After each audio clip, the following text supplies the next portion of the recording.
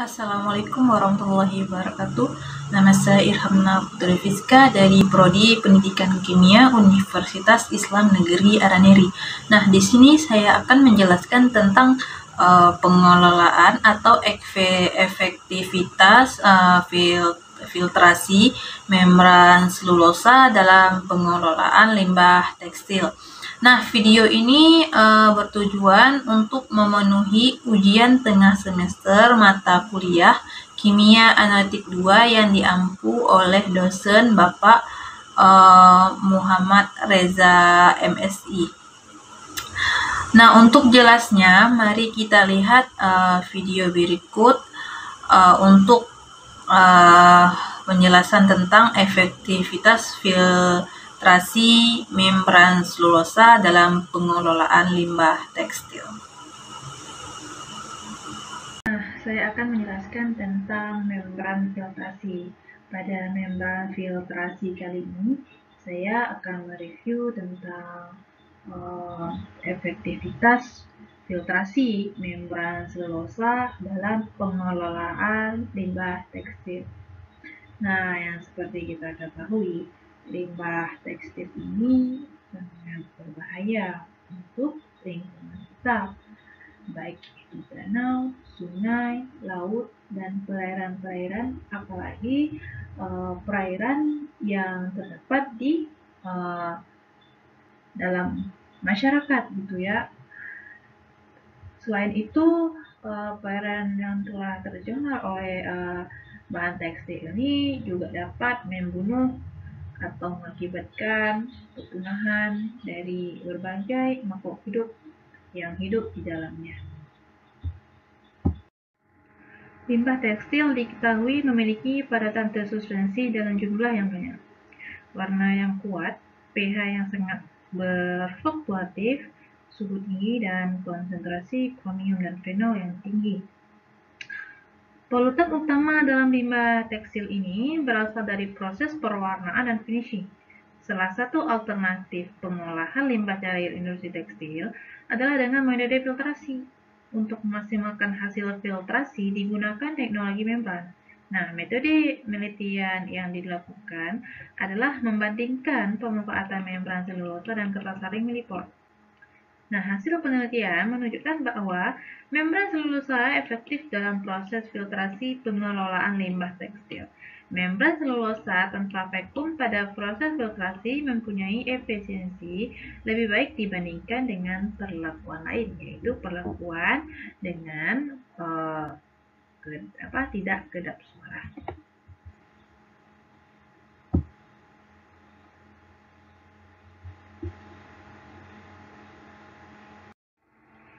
Pencemaran air dapat diartikan sebagai suatu perubahan keadaan di suatu tempat penampungan air seperti danau, sungai, lautan, dan air tanah akibat aktivitas manusia.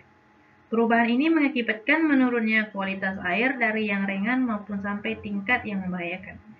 Pencemaran air, baik sungai, laut, danau maupun air tanah, semakin hari semakin menjadi permasalahan di Indonesia.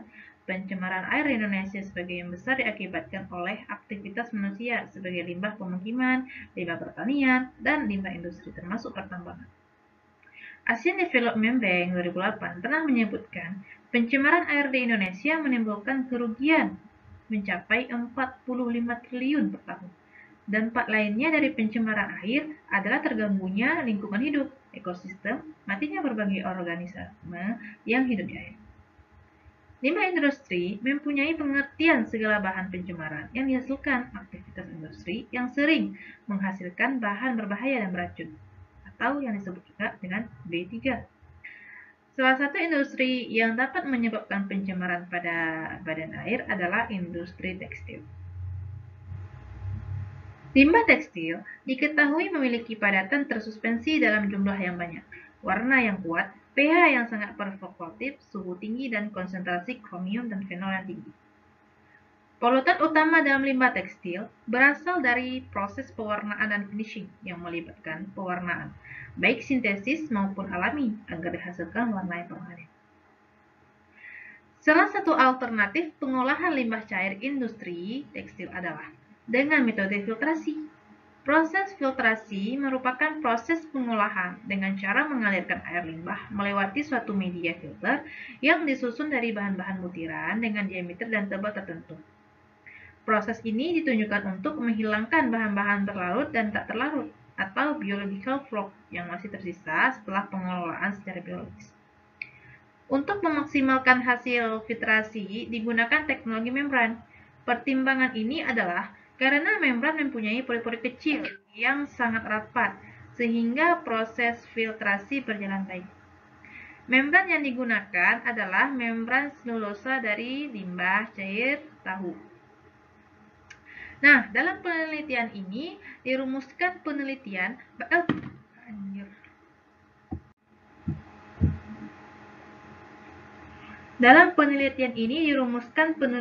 bagaimana efektivitas filtrasi dengan menggunakan metode membran dalam pengelolaan limbah tekstil. Nah, hipotesis dalam penelitian ini adalah membran selulosa efektif dalam pengelolaan limbah tekstil. Nah, pada bagian kajian metode, terlebih dahulu kita melihat lokasi penelitian ini. Nah, lokasi penelitian ini itu terletak di Desa Rejodani, Kecamatan Ngaglik, Sleman. Nah, objek dari penelitian ini adalah limbah industri tekstil di Desa Rejodani, Kecamatan Ngaglik, Sleman. Metode penelitian ini yaitu merupakan metode penelitian eksperimental dengan rancang acak lengkap atau RAL. Eksperimen dengan proses filtrasi air limbah menggunakan membran selulosa dan kertas saring melipor dengan perlakuan kedap udara dan tidak kedap udara pada proses filtrasi. Nah, pada analisis data yang diperoleh dalam penelitian dianalisis dengan analisis varians. Nah, jadi pada hasil penelitian ini bahwa efektivitas pengelolaan filtrasi dengan membran selulosa itu efektif dilakukan pada membran selulosa vakum atau kedap suara. Nah, itu adalah membran yang efektif dalam pengelolaan limbah tekstil. Nah, pada identifikasi membran filtrasi itu ada berdasarkan morfologi, ada membran asimetrik, membran simetrik.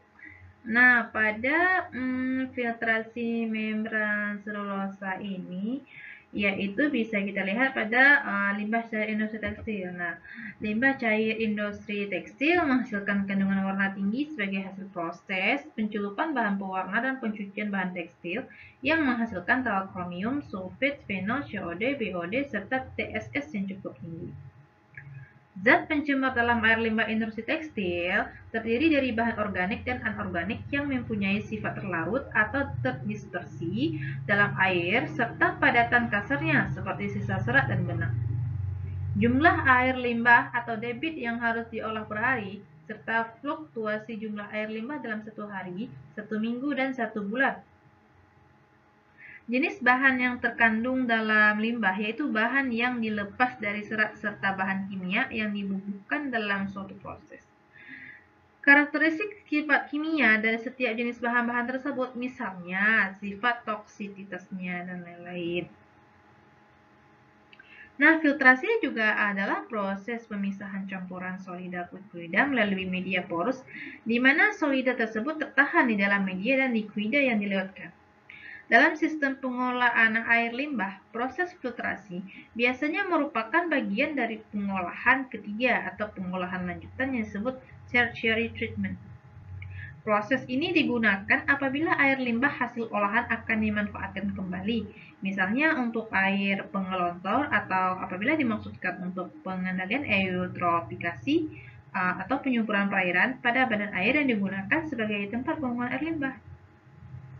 Nah, berdasarkan karakter partikel pencemar, ensur filtrasi adalah perembesan yang terbagi menjadi rembesan secara mekanik.